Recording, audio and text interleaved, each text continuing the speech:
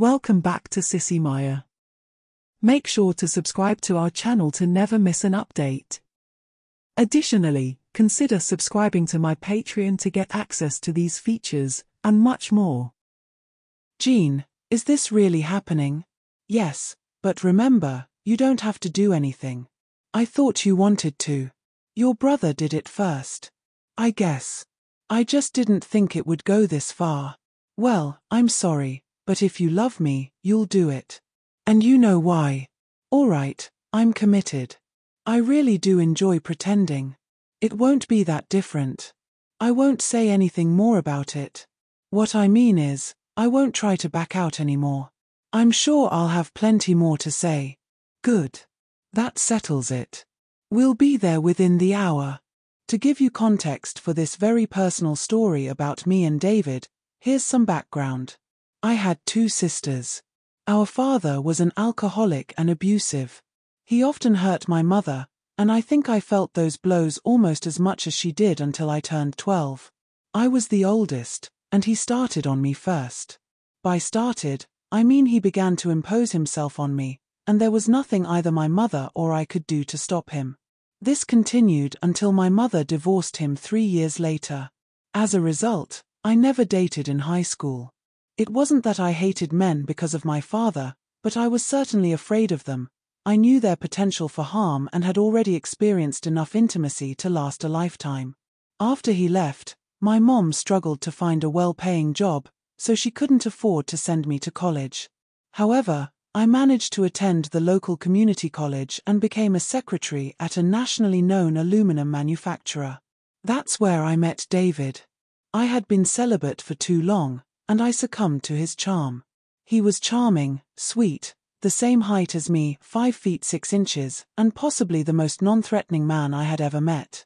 He felt almost as safe as another girl.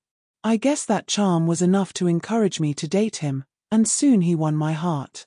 He was so kind and so unlike my father. After about 6 months of dating, he proposed, and I couldn't resist. The thought of even a semblance of a normal life was too tempting to pass up. We got married at his church with the congregation and our remaining families present. His brother, who had a top-secret government job, managed to attend. They were quite similar in size and personality back then. Mike disappeared after that and didn't reappear for a year, a very changed person. His dad gave me away since I didn't have one. David was 23, and I was 21. That was 2 years ago. So far, I believe we have had a happy marriage. However, over the past year, deep inside me, my old fears resurfaced, and I started feeling afraid of David. I know it was irrational, but I couldn't shake it. So I thought maybe I could change him into someone completely non-threatening to find some peace. The only way I saw to do that was to transform him into a girl. In my state of panic, this was the only solution I could reason out. I began taking on the dominant role in our family and in bed. Surprisingly, David seemed to enjoy it, which encouraged me to adopt more of a traditionally masculine role in our marriage. About 3 months ago, I saw my opportunity to really begin. He was lying in bed, unclothed, waiting for me, and I took my black satin nightgown and dragged it across his body from head to toe. Then I did it again. Stop that, Jeannie. I hear you saying stop, David, but your body is saying otherwise. Look at you, you're responding. You like the feel of my satin nightgown, don't you? Well, yeah, I guess I do. So, would you be sweet and wear it for me? I'd really enjoy seeing you in my pretty nightie. Please. You have an unfair advantage, Jean. Your evidence is right in front of me. It certainly is. Will you do it? Okay. Give it to me. When he let it slide down his body, I knew then that my dream was attainable. It might take time, but it was possible. I immediately began complimenting him on how cute he looked in it and asked how it felt. I've never felt anything like this before, Jean. This is really nice. Am I sexy enough for you now? Oh yes, baby. Come here while you're still standing so I can run my hands all over you. You feel so sexy like this. I just can't resist. My praise was part of my planned reward system for my sweetie. Then I pushed him down on the bed and took him as if he were a girl, and he loved it. It took very little encouragement after that to get him into a slinky nightie, and it soon became a regular occurrence even when we didn't have intimacy on our minds. With him in a gown, I was more interested, and he became more demure and responsive. My plan was starting off nicely. He wore boxer shorts, and it took me another month to initiate step 2. David, you seem to really enjoy your nighties. Why not swap out those scratchy old boxers for these? I asked, holding up a beautiful pair of French cut panties, the closest thing I could find to men's boxers. Despite his fondness for the gowns, he was slightly taken aback by all the lace. David, just feel them in your hands. Aren't they incredibly soft and sensuous? They are, Jean. They truly are. All right, I'll give them a try. Just like a car salesman wants you to sit in the car, I knew that if I could get him to love the feel of things, I stood a better chance. Oh, great. I actually got you 7 pairs. You expect me to wear these all the time? Well, that's what we do, darling. We wear our panties all the time. Isn't it fun knowing how sexy you are under your boy clothes? Yes, I guess that would be a bit of a turn on, like I'm being naughty and daring someone to catch me. All right, I'll do it, just for you, sweetheart. Oh, thank you, David. I'm sure you'll come to love them just as much as you do your nighties. I certainly hoped that would be the case. After a few days, he was hooked. Well, you were right, Jeannie. These panties are wonderfully sexy. I really enjoy wearing them, and I can even reach myself through the leg opening, although it is a bit of a bother.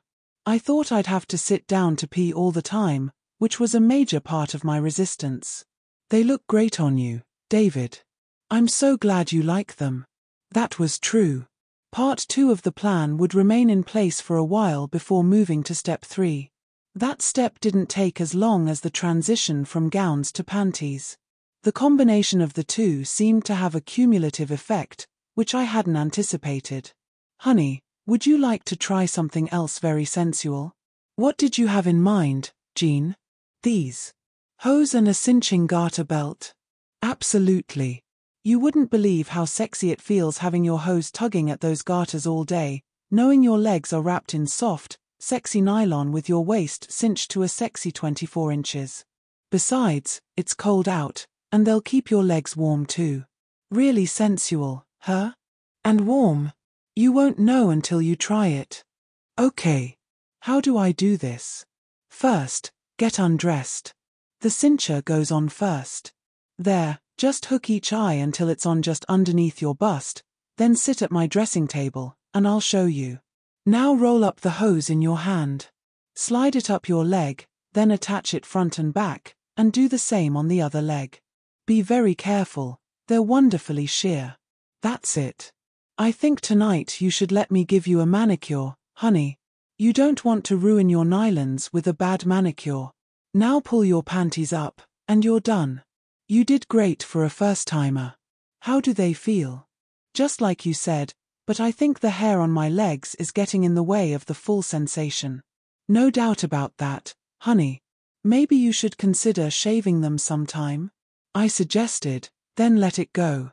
From that day on, my sweetie wore his hose, panties, and gowns, and my sexual appetite grew, a fact he appreciated. I truly believe he likes me being in charge, at least, I'm proceeding on that assumption. You were right again, Jean. This whole fabric girl thing is incredibly sensual, and I do love the reminder from my garters. Although one of the girls in the office noticed my new waistline, which accentuates my butt, and complimented me today, telling me I have a very sexy body. All I could think to say was thanks. I didn't realize until later whether she meant sexy guy or sexy girl, but the moment passed, and I certainly didn't want to bring it up again. Well, if you've got it, flaunt it, I always say. You do have a cute figure, honey, almost as cute as mine, with a couple of notable exceptions, of course. I can't compete there, Jeannie, that's for sure. It took me another 2 weeks before I made my next move. I just had to get him thinking about busts. Want to try something else to remind you how sexy you are, baby? What's that? Oh, that's really pretty, Jeannie. Yes, I'd like to try that. What's it called? A camisole, darling. They're very slinky with a pair of pants or even as a top with a half slip. Some girls wear them as a top with jeans and no bra. Here, it's white, so it won't show under your shirt. David, I think I just stepped over the edge with this one. Oh, this feels so nice against my skin. If I were a girl, I'd probably say divine. And to think I've missed these amazing sensations all my 23 years. Bummer. Well, I'm not going to miss many more of them. I'm starting to think Jean is really trying to feminize me completely, and I'm not sure how I feel about that. But everything she's given me is so nice and sexy, how could I not want to wear it? Time to take inventory. She's got me in panties and a nightgown at night and hose, a cincher, panties, and a camisole at work and around the house. That's pretty feminine. I wonder how she'd feel if I started acting feminine. It could be entertaining to test her intentions. I think I'll go for it and see what she has planned for me next. I'll mimic some of the more feminine girls at work and see how she feels about having a sissy for a husband. Maybe that will put a stop to this. A week later, after a thorough study at work, I felt ready to spring my girly act on her. David, what's going on, honey? You're such a sweetheart already, and now, all of a sudden, you're acting like you were raised a girl. I don't know, Jean. It just seems to fit the way I'm dressed underneath. I feel, I don't know, rather feminine lately, and you've been dressing me, encouraging me into more feminine clothes. Do you mind if I act like a girl too? Get into the role, so to speak? I secretly hoped she'd object, but instead, honey, if you want to act like a girl and dress like one, I don't mind at all. I think you'd look really cute, so go ahead and act however you want. I'd love to have a girlfriend to talk to. Well, that sure backfired.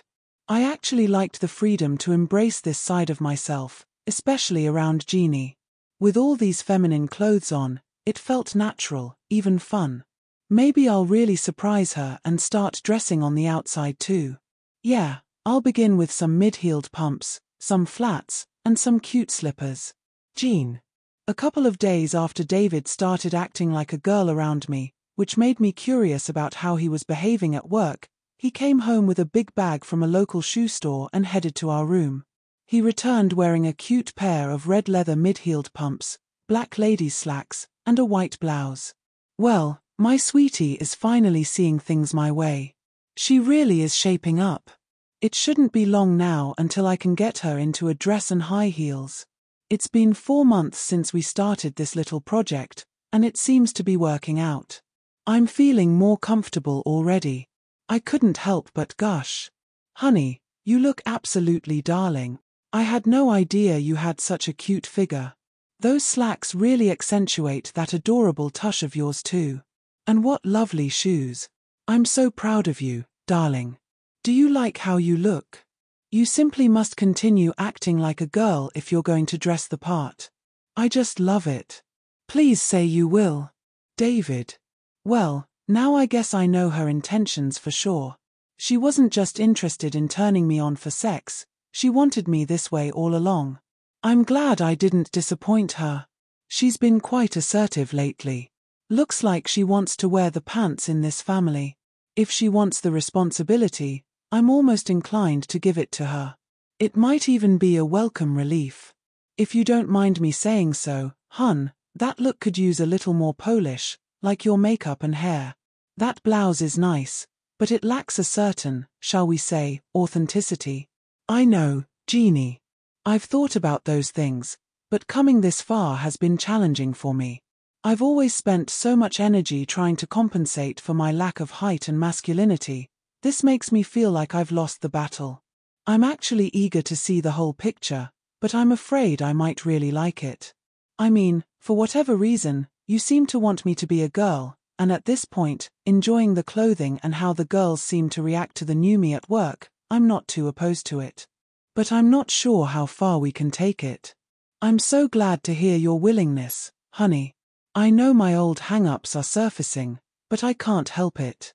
They run too deep, I guess. When can we really fix you up and see what kind of pretty girl you'll become? Give me a few days, will you? I want to get used to what I'm wearing first before I venture any further into no man's land, all right?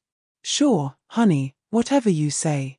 Sure enough, on Friday, my little hubby came to me and said he was ready to fully experience this, so I told him to take a nice bubbly soak and remove all his body hair except for his bush, then come out in his terry robe and mules, and we'd begin. Oh good. Your hair is still damp. We'll want to put it in rollers first thing.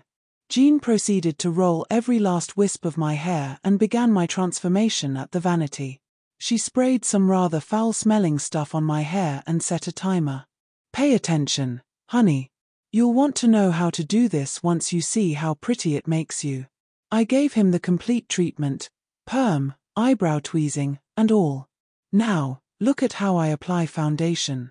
Don't stop at your chin. Blend it down your neck so the line doesn't show.